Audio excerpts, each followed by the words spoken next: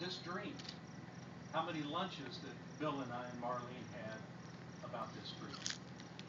And here we are today for a groundbreaking of something that I would like to think of as not just a dream come true, but imagination. Imagine when people have the opportunity to come to this Y on 100+ acres and what that could mean.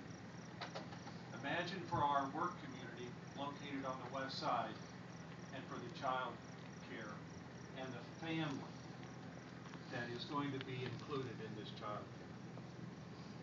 Imagine what this means when people are able to walk through these woods and be able to identify the trees on it. This is just only going to be what our imaginations and our commitment allow it to be.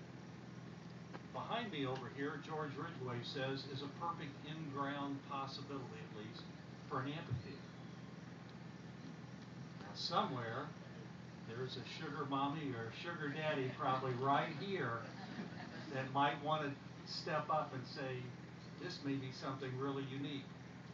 Unique for perhaps something like lectures on wildlife, maybe even having the Indianapolis Zoo come down and talk about the wildlife and bring different animals in. I just, in my own mind, start thinking about what we could make this as a community in this very special place. So, would like to also thank Miles and Bill.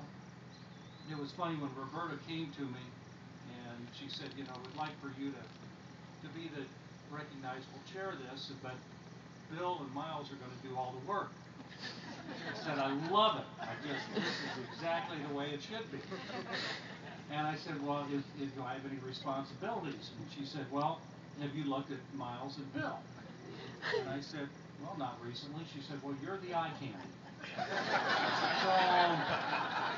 So, sorry, Miles. Anyway, it always gets a laugh when I say I'm eye candy. I don't know why. But it has been a pleasure to see this culminate. Back in April, I was already, when we started actually getting the land ready, to say, well, let's start building. And everybody was going, no, we've got to raise the money. But if we start building, no one's going to get.